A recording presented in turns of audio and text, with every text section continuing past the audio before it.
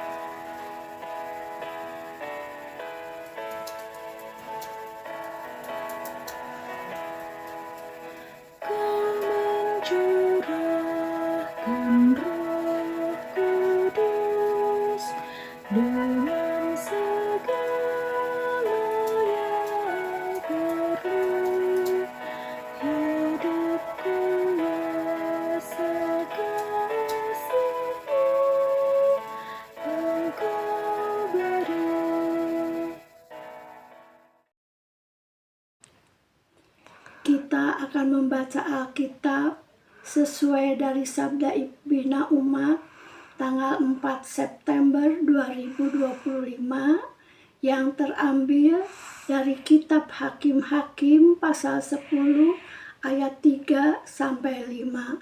Sebelum kita membaca, mari kita berdoa.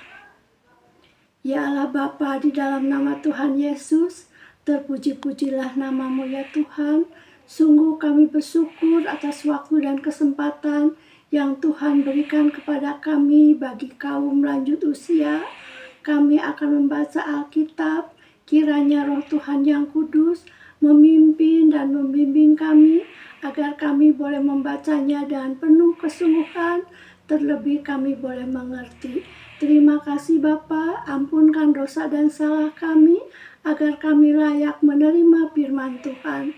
Terpujilah Kristus, haleluya.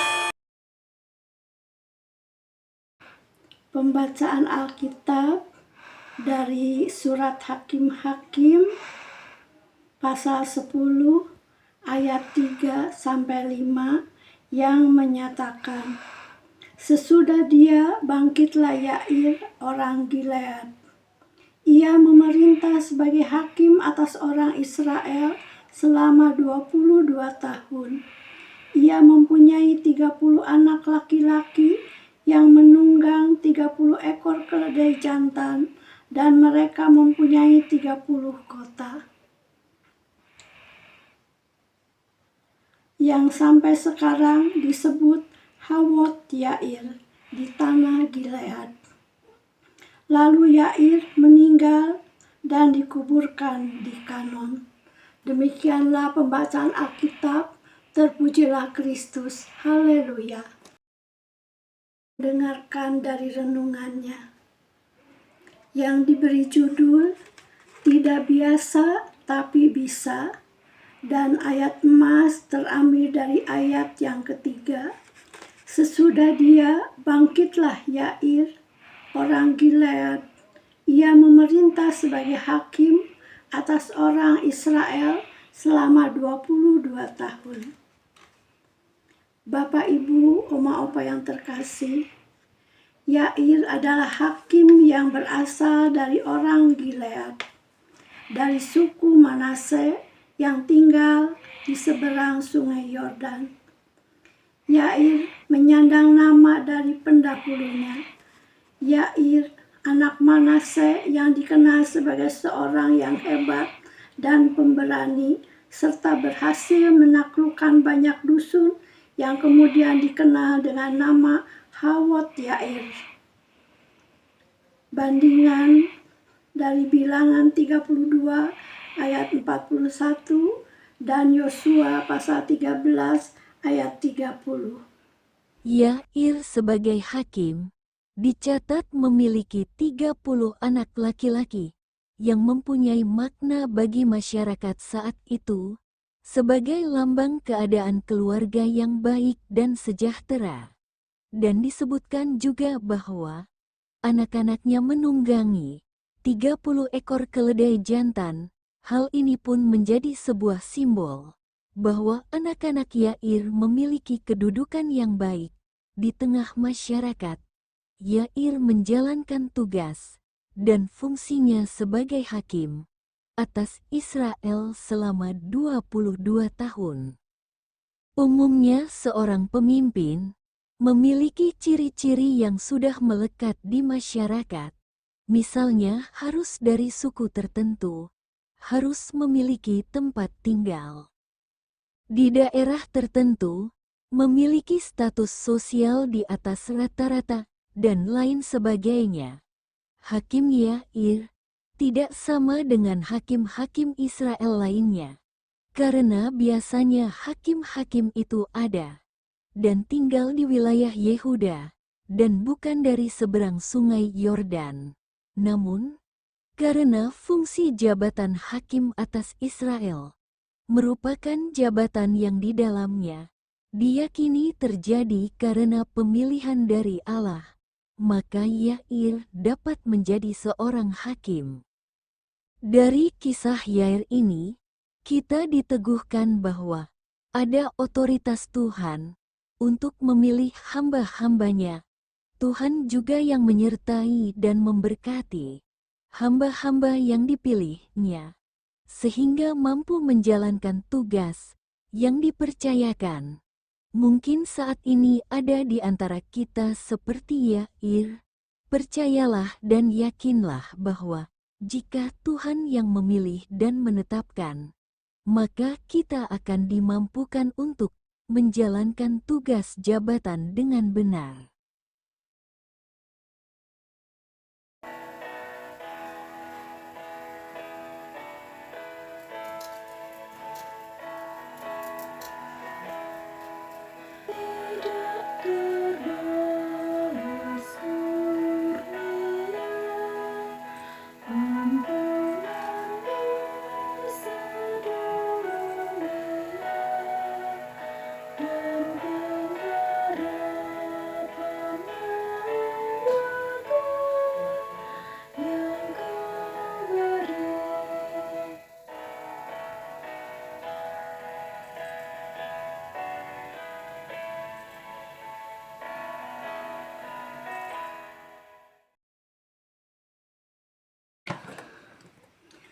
Mari kita berdoa.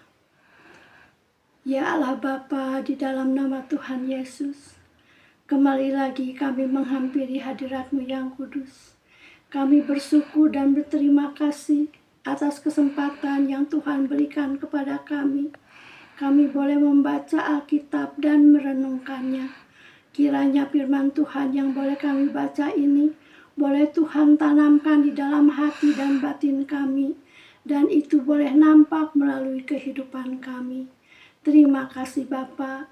Kami menyerahkan seluruh kaum lanjut usia GPIB ke dalam tangan pengasihan Tuhan.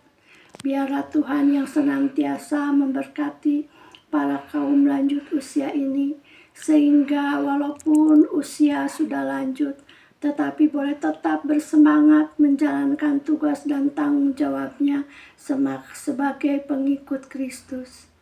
Terima kasih Bapa. Berkati juga majelis sinode agar mereka tetap memberi kesempatan dan mendampingi Dewan PKLU, agar Dewan PKLU tetap boleh memberikan ide-ide yang baru bagi kaum lanjut usia. Terima kasih Bapa. Kami juga berdoa bagi kaum lanjut usia. Mungkin ada yang sakit, Tuhan tolong pulihkan dan sembuhkan. Bagi mereka yang kekurangan, Tuhan tolong cukupkan. Bagi mereka yang dalam kelemahan, biarlah Tuhan yang memberikan kekuatan dan kemampuan sehingga boleh tetap dapat beraktivitas di dalam kehidupannya sehari-hari, terlebih untuk memuji dan memuliakan nama Tuhan. Terima kasih Bapa. Berkati juga pemerintahan bangsa dan negara kami.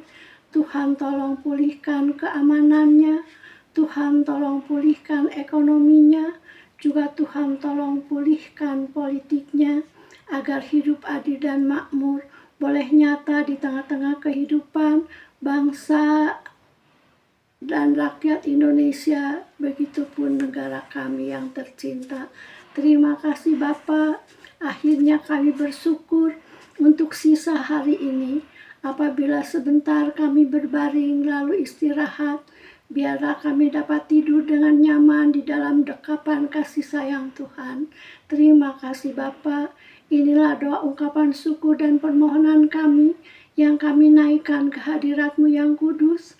Bapa, dengar dan sempurnakan doa pengharapan kami di dalam anugerah-Mu, karena kami minta dan kami alaskan doa ini hanya di dalam nama Tuhan Yesus, Tuhan dan Juru Selamat kami yang telah mengajar kami berdoa. Bapa kami yang di sorga, dikuduskanlah nama-Mu, datanglah kerajaan-Mu, jadilah kehendak-Mu di bumi seperti di sorga.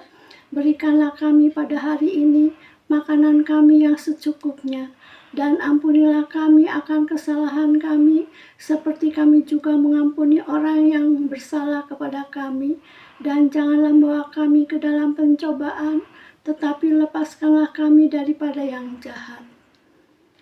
Karena Engkaulah yang empunya kerajaan dan kuasa dan kemuliaan sampai selama-lamanya. Amin. Selamat malam Bapak Ibu, Oma Opa yang terkasih yang sudah mengikuti program saya bersama PKLU GPIB membaca Alkitab bersama. Selamat beristirahat, Tuhan memberkati kita semua. Amin.